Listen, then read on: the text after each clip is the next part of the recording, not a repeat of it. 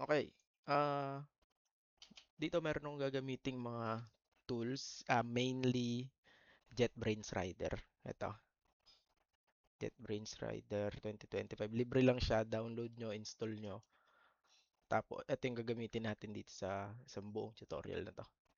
Okay, open lang natin yan. Open.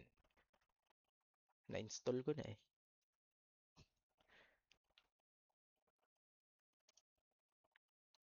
Ayan, ayan ang itsura niya. So, ayan, ito yung pinakagagamitin natin as IDE. Dito tayo magko-code sa JetBrains Rider. Tapos, meron pa tayong download na .NET SDK. So, ayan, .NET SDK download. Ito. Open nyo lang yan. Ito yata. Ayan. Yung 10.0 yung latest na may long-term support.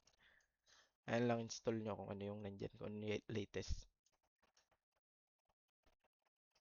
Then, gagamit din tayo syempre ng browser para makita natin yung output ng ginagawa natin. Dito, ang ginagamit ko ay Brave na browser. Ito, yung mukhang ano na yan, Leon ba yan o kung ano man yan. So, yun lang. Install nyo yan, yung JetBrains Rider, tsaka install nyo yung .NET SDK. Then, next video tayo.